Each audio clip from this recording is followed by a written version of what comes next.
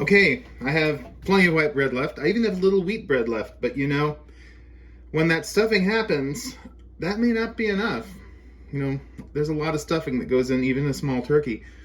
So I'm going for my backup bread so that I have stuff to munch on. This is the bread that I find easiest to make. It turns out the most tasty, the most often, rises best the most often.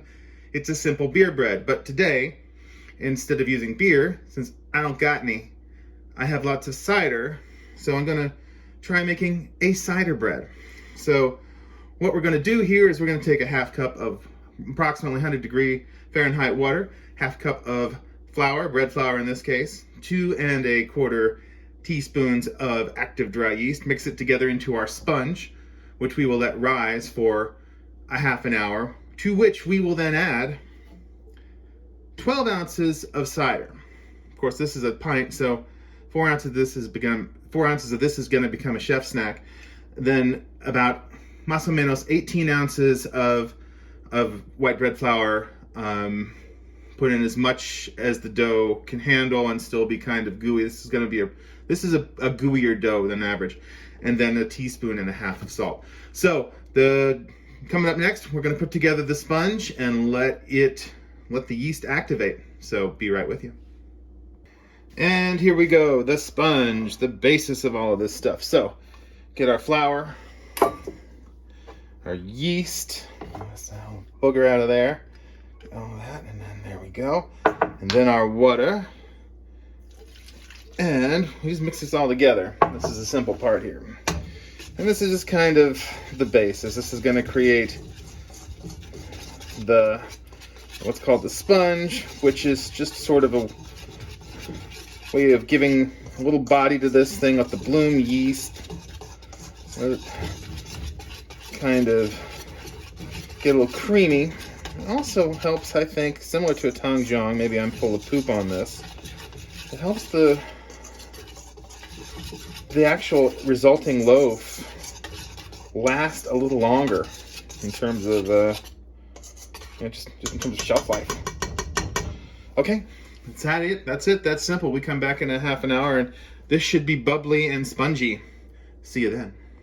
And looking a little spongy, looking a little bubbly. Okay, here is our apple cider, which has some yeast in it too, so that should contribute something to a rise.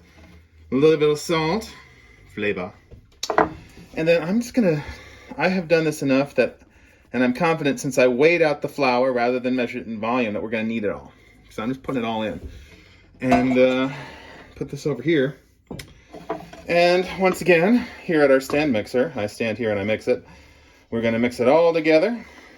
And it's not going to be as smooth a dough as you've seen previously with the sandwich bread and the wheat bread. But it's going to take a little time. So once again, be back in a minute or two, and this looks a bit something more like it's supposed to.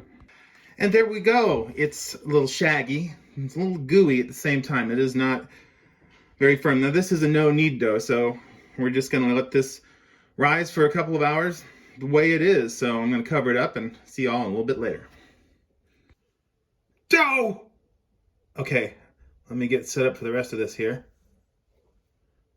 Okay, I have a pretty well floured work surface here.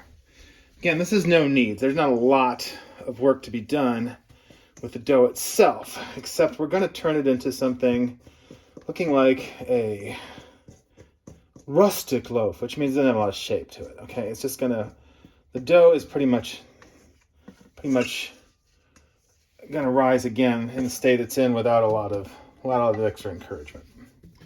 So here we go. I'm just gonna flip it over a couple times, get some flour on it, sort of form it into a bit of a loaf here. Nothing too terribly complicated. Might have even put a little bit too much flour down. That's okay. Just more work for me, that's all. Okay, sort of pinch that tight here. That's it. That might even be too much. Okay, that might be more than necessary. Now, I'm gonna take this little dough baby here, and I have myself a Silpat lined baking sheet with some cornmeal on the Silpat. Okay? I'm going to take some of this flour here, and I'm going to spread it on top of this loaf. Here. Okay. So that it's well dusted.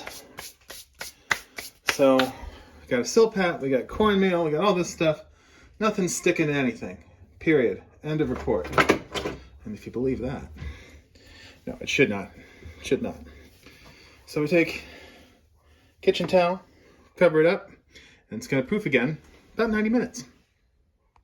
Okay, we have preheated our oven to 425 degrees Fahrenheit, and we have a risen loaf. One last fun thing. This, of course, is a razor blade. This is my kitchen razor blade.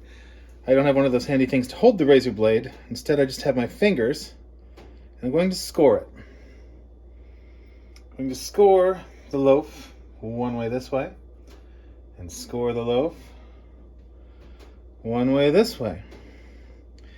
And it will allow the loaf to rise a little bit unencumbered by the dimensions of its own outer perimeter, so that we get a very fluffy, rustic loaf. So we're going to put it in here. We're going to bake this critter for about 35 minutes.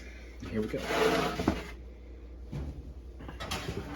Also, there is a pan of water at the bottom to improve oven spring and crisp up the crust. Okay, and that's what it looks like now.